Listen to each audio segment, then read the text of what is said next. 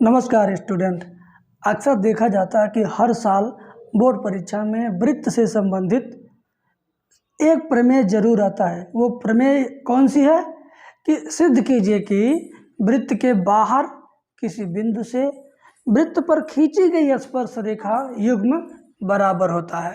तो भाई साहब, ये सवाल सिर्फ सिद्ध करने के लिए कहता है, लेकिन मैं जानता हूँ कि आप लोगों में से बहुत लोगों को डर लगता होगा कि ये सिद्ध कैसे होगा। आज की वीडियो देखने के बाद आप कभी ये कह नहीं पाएंगे कि ये कठिन है और मेरे बस का नहीं है। आज की वीडियो देखने के बाद आप कहेंगे कि यही तो सबसे ज़्यादा आसान है, यही तो सबसे ज़्यादा आसान है। तो एक बार मैं क्वेश्चन आपको स्क्रीन पे दिखा दे रहा हूँ। 10वीं में है, 9वीं में है, पूरा हिंदी मीडियम भारत के किसी राज्य में पढ़ते हैं तो ये वीडियो आपके लिए है।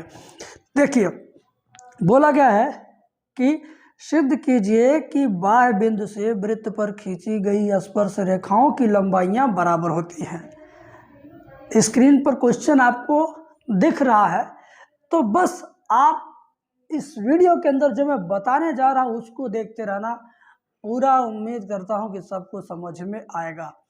तो चला, सबसे पहले हम लोगों को करना क्या है, एक वृत्त खींच लेना है। क्या करना है? एक वृत्त खींच लेना है। ध्यान से देखो, सिद्ध करने का प्रोसेस क्या है। हमने क्या किया, एक वृत्त बना लिया। वृत्त अगर बहुत अच्छा नहीं बना होगा तो इसके लिए थोड़ा सा माफ़ी चाहेंगे, लेकिन कह रहा है कि सिद्ध कीजिए कि वृत्त के बाहर से वृत्त पर खींची गई स्पर्श रेखाएं बराबर होती हैं। तो बाहर यहाँ पर मान लीजिए एक बिंदु कोई है, इस बिंदु का नाम P है। ये वृत्त है, वृत्त के बाहर कोई बिंदु है और इससे इस पर स्पर्श रेखा खींची गई है, ऐसे। ठीक है, ऐसे खींची गई है। ठीक है भाई, कह रहा है कि ये मान लो A है और ये मान लो B है, तो तुम बराबर सिद्ध करना कि PA बराबर PB होगा। यही सिद्ध करना है। तो भाई, आज के बाद डरना नहीं है, सीखना है। कौन कौन सीखने के लिए तैयार है? कमेंट सेक्शन में अभी जाके लिख दो यार। कमेंट सेक्शन में जाकर लिख दो कि मैं सीखने के लिए तैयार हूँ। देखो, करना क्या है, सबसे पहले हम लिखेंगे, क्या लिखेंगे? दिया है। क्या लिखेंगे? दिया है। दिया है, क्या चीज दिया है? वृत्त के बाहर स्थित बिंदु P। अपने मर्जी से इसको ABCD कुछ भी लिख सकते हो। दिया है वृत्त के बाहर स्थित बिंदु P। बस लिख दिया आपने। अब क्या करेंगे भाई, एक लाइन देखो, ये 6 नंबर में क्वेश्चन आता है। 4 नंबर या तो 6 नंबर, 4 नंबर या तो 6 नंबर, 4 नंबर 6 नंबर लेना है ना एग्जाम में। तो देखो, पहली लाइन वृत्त के बाहर बिंदु P दे दिया है। सिद्ध करना है। क्या करना है? सिद्ध करना है। लिख देंगे सिद्ध करना है, डबल बिंदी। सिद्ध करना है लिखने के बाद अपने मन में क्वेश्चन पूछेंगे, क्या सिद्ध करना है? सिद्ध करना PA बराबर PB, PA बराबर PB। समझ गए भाई? अब क्या लिखोगे? लिखोगे रचना। क्या लिखोगे? रचना। रचना में मतलब अब तुम क्या रचने जा रहे हो, क्या बनाने जा रहे हो, कौन सी रेखा खींचने जा रहे हो, किसको किसको मिलाने जा रहे हो, कौन बिछड़ा है, किसको मिलाने का काम करोगे, वो बात रचना में लिखना होता है। तो भैया, ये वृत्त है ना? बोलो हाँ, ये वृत्त है ना? क्या वृत्त वैसे ही नहीं बन जाता है? इसमें केंद्र भी होता है, तो केंद्र बीचों बीच होता है ना? होता है कि नहीं? अच्छा, अब केंद्र से इस स्पर्श बिंदु को मिलाओ। मिला दो भाई, बिछड़े हुए लोगों को मिला दो। अब इस केंद्र से, ये भी तो स्पर्श बिंदु है, इसको भी मिला दो। मिला दिया मैंने। भाई, मैंने क्या किया, केंद्र से A को और B को मिलाया। मेरी बात सुनो, रचना में क्या लिखना है वो मेरी बात सुनकर तुम समझ जाओगे। केंद्र से ए और बी को मिलाया। तो चलिए वही बात यहाँ लिखते हैं, केंद्र से ए व बी को मिलाया। ठीक है, आपने इतना ही रचना किया, लेकिन मेरा मन कह रहा है, मेरा दिल कह रहा है क्या, कि हम केंद्र से इस पी को भी मिला दें तो और अच्छा होगा। तो केंद्र से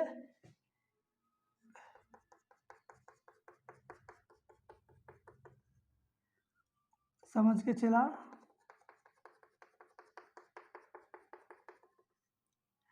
चार नंबर लेना है तो देखना है ध्यान से। पी को इस केंद्र ओ से मिला दिया। केंद्र का नाम ज़्यादातर ओ लिखते हैं, ओ मतलब ओरिजिन पॉइंट, ओरिजिन मतलब मूल बिंदु। ठीक है, तो चलिए देखते हैं, हम एक एक स्टेप देखते हैं। देखिए केंद्र से ए व बी को मिला दिया, और क्या किया, पी को ओ से मिला दिया, पी को ओ से मिलाया। देखो मैं कोई अपने मन से काम नहीं कर रहा हूँ, ये तुम छात्र हो, तुम समझ जाओगे कि गुरुजी कैसे कर रहे हैं और मैं कैसे करूँगा।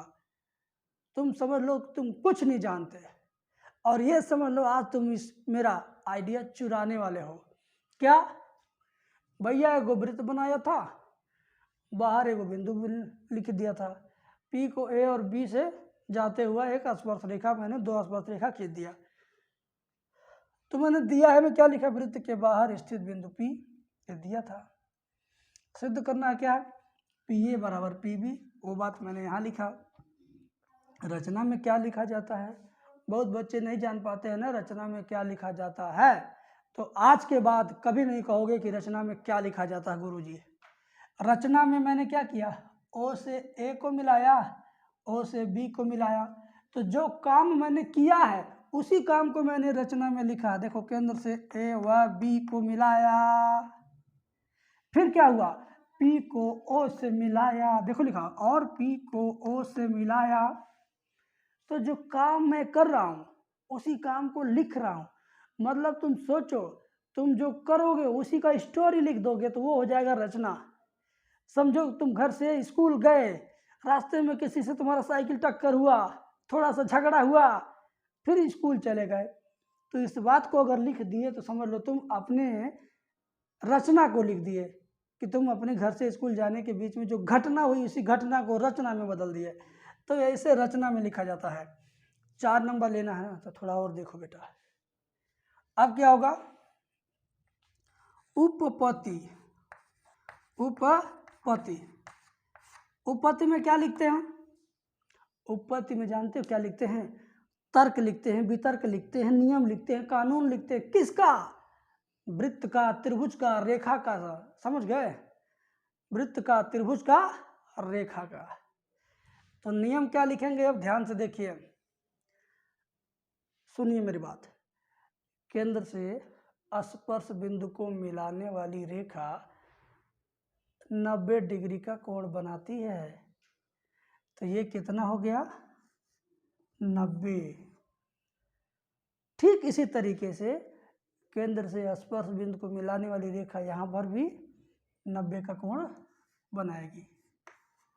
तुम जान रहे हो ना, नहीं जान रहे तो जान लो कि स्पर्श बिंदु पर केंद्र की रेखा 90 का कोण बनाती है। इधर भी 90, इधर भी 90, वही हाल यहाँ भी है, यहाँ भी है। क्लियर।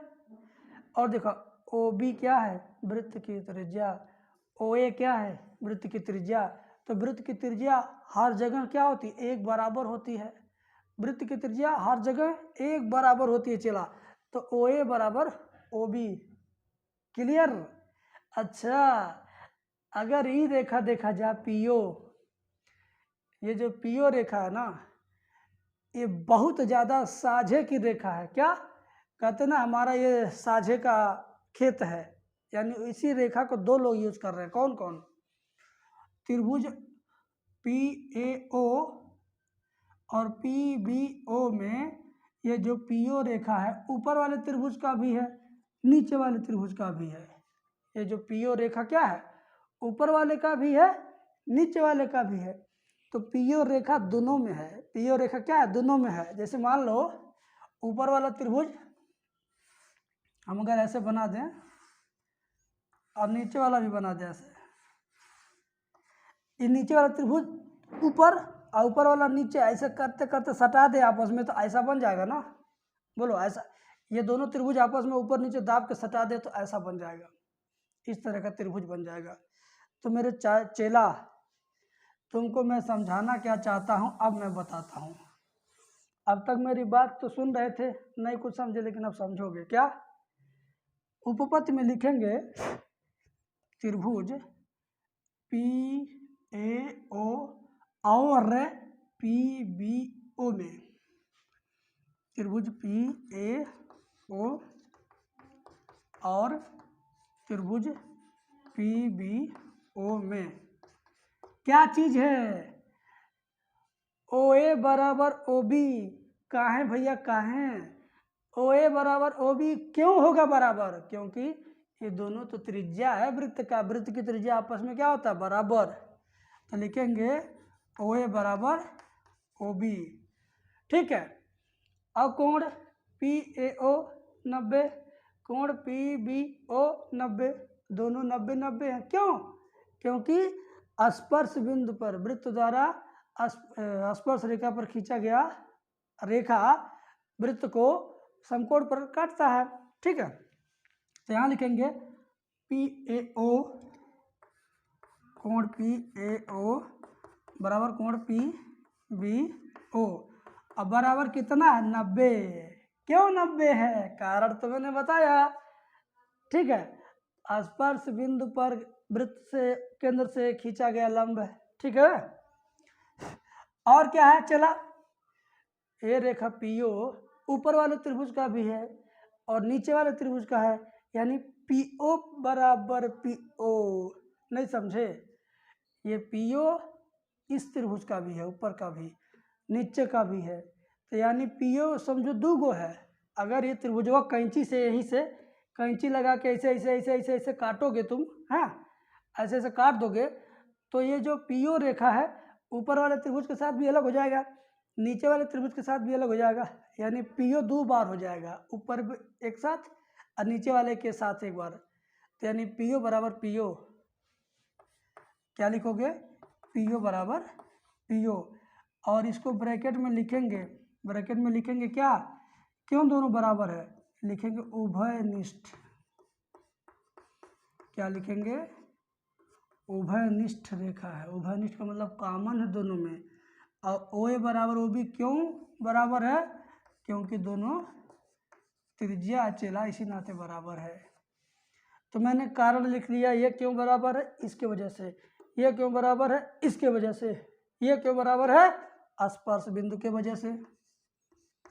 कोष्ठक में लिख दो स्पर्श बिंदु, ठीक है। कोष्ठक में क्या लिख दोगे, स्पर्श बिंदु। तो बाबू एक नियम होता है क्या, कि अगर दो त्रिभुज में हाँ तीन चीज आपस में अगर बराबर हो गए तो त्रिभुज क्या होता है, सर्वांगसम होता है। क्या होता है, सर्वांगसम। तो लिख देंगे त्रिभुज पी ए ओ, त्रिभुज पी ए ओ सर्वांगसम त्रिभुज P B O, P B O, इस सर्वांगसम का चिन्ह चला, ठीक है। और जब जो दो त्रिभुज सर्वांगसम हो जाते हैं तो उनकी सारी संगत भुजा आपस में बराबर होती है। ये नियम होता है कि जब दो त्रिभुज आपस में सर्वांगसम हुए तो उनकी संगत भुजाएं आपस में क्या होती हैं, बराबर होती हैं, ठीक है। संगत भुजा किसको कहते हैं, संगत का मतलब क्या, संघात, संगत दोस्ती का होता है। संगत किसका होता है, अदोस्ती का होता है। अदोस्त कैसा होता है, एक जैसे विचारधारा का होता है। तो देखो ऊपर वाले त्रिभुज में नीचे वाले त्रिभुज में एक जैसी रेखा कौन कौन है? ये पी ए जैसी रेखा पी बी है ना, बोलो। ये ऊपर छू के जा रही है तो ये भी नीचे छू के जा रही है। दोनों का आचरण व्यवहार एक जैसा है, चाहे निर्णायक है चाहे निकम्मा, लेकिन दोनों एक जैसे हैं।